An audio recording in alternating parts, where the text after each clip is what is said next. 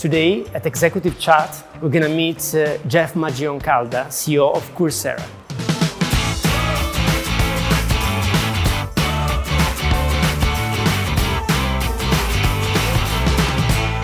Jeff, hi. Thanks for visiting virtually Bocconi University, given that you are currently in California and we're still having some flight restrictions and you can't be with us here in Milan. So let me get started with a question. Coursera was founded in 2012. Clearly, first days for the Edtech sectors. Can you share with us how the business model evolved over the years? What are the fundamental changes that have occurred? Gianmario, thank you so much for having me here. We really appreciate the long partnership that we've had with Bocconi, and the world is changing so much. It's great to be here and to share the kinds of trends that we're seeing. Coursera was started in 2012 by two Stanford professors, and originally people called them MOOCs, massively open online courses.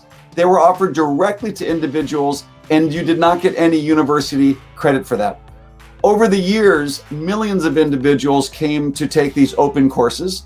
There are now over 5,000 open courses on Coursera. But the business model, as is not surprising with tech companies, it has evolved.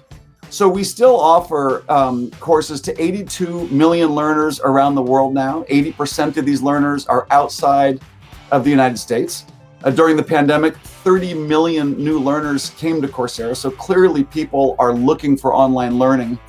I'd say the next major innovation in the business model was the selling of courses to institutions, not only individuals. So today, yes, individuals can come to Coursera, but we also have a global sales and marketing force that sells Coursera for Business to over 2,000 businesses who upskill and reskill their employees, mostly in data science, cloud computing, and business practices.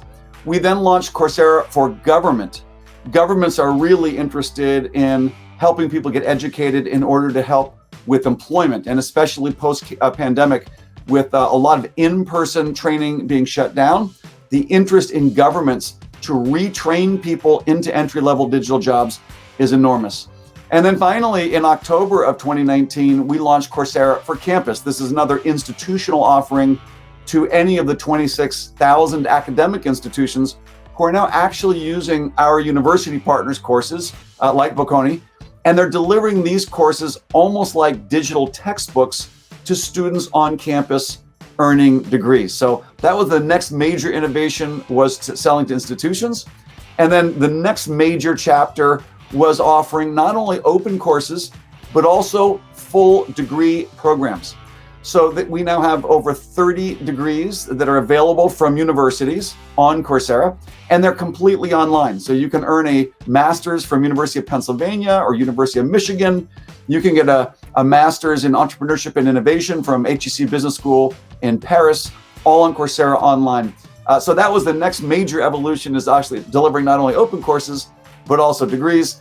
And then the one that right now is a major push that we have are delivering what we call entry-level professional certificates. These are designed for people with no college degree or background in a digital field, and it trains them for entry-level digital jobs. And you can actually get awarded academic credit towards a bachelor's degree if you finish one of these industry professional certificates. So this is pretty amazing, an incredible evolution in terms of diversification and in terms of numbers. Let me ask you to elaborate a little bit more on the partnership between Coursera and universities. You have been an MBA student at Stanford, if I remember well, and you know how much we value the services on campus and the physical presence also on campus. What kind of partnership an EdTech company like Coursera can offer to universities like Bocconi and leading schools in the world? Well, it's very dynamic and it's changing quickly, Gianmario. One of the things that, as I mentioned, we do for university partners who want to put their degrees or some number of degrees fully online is they will author and publish them on Coursera. And importantly, what most of the universities who put degree programs on Coursera are doing is they're really looking for a global audience, particularly people who are working, people who have families, people who cannot come back to the campus. And so there are MBA programs and there are data science programs, degree programs on Coursera, and you could do the entire thing without going on campus. But the service that you're talking about, we call it Coursera for Campus, is really blending together online and on campus, and different universities are doing it in different ways. You know, for the students out there who are thinking about what it's going to be like to be managing a business post-pandemic, there's really, I think, a similar kind of challenge that businesses are facing, similar to universities, in the sense that at Coursera, for instance, we have adopted a work from anywhere policy.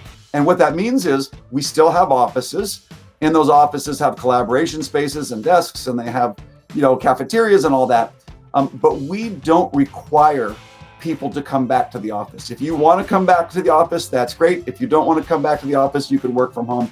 That's fine. And we're now hiring people all around the world who could not work at Coursera if they had to come to an office because they're in Virginia, or they're in Annapolis, or they're in France.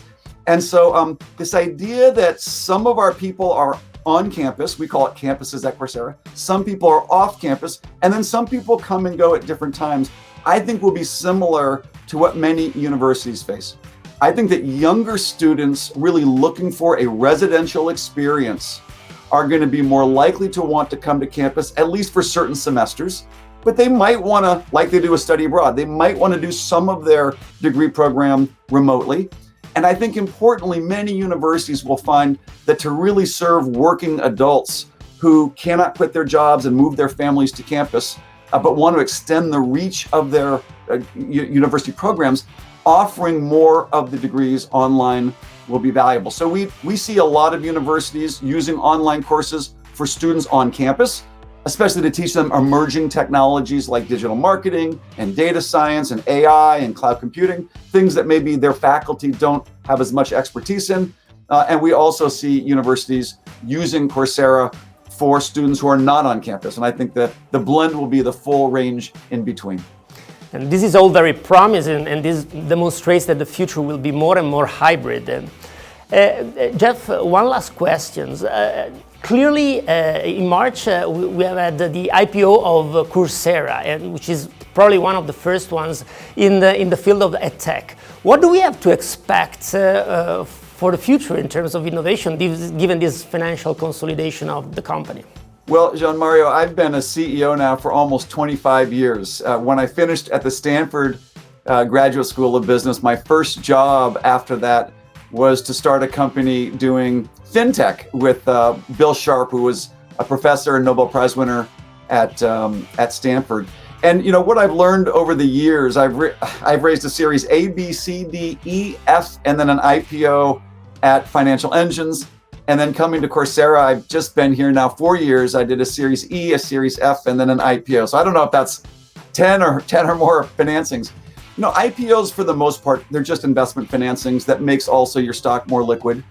You do, of course, have to meet certain standards of governance and disclosure so that public markets can fairly trade in the stock. But I think what it really represents is, and not just the IPO, but also the rounds before that. We raised 100 million in the Series E, we raised 130 million in the Series F, we raised 500 million in the IPO. So I've almost raised $1 billion since coming to Coursera in the last 4 years. And I think what it really reflects is a recognition by investors of how much need there is going to be in the coming years and decades ahead to integrate technology into making high quality education more available to everybody in the world. And I think it really starts with the fact that the world is changing faster and faster. And as we go through our working lives, going to school for just 4 years is not going to meet the needs of what we need to learn. And so investors go after opportunity. They put capital against things that have the chance to grow into big companies. We are seeing a lot of opportunity and now have the resources to grow. So you should definitely be seeing more innovation and more growth. And we're expecting to see more competition because the amount of money going into EdTech is creating more and more innovative EdTech companies. And I think what it's going to do is more rapidly accelerate the digital transformation of higher education. Higher education is a $2 trillion market that so far has not really seen a lot of innovation from technology. I think that's going to be changing in the coming years. Well, this makes a lot of sense, and so we look forward to seeing a lot of innovations that will improve also the quality of learning for the global human capital. So Jeff, thank you very much. And speaking about hybrid models, I look forward to having you here in presence in Milan at Bocconi University. Gianmario, I'm looking forward to it. I will make sure to come by and see you when I'm in Italy next. And I hope it's not going to be too long from now.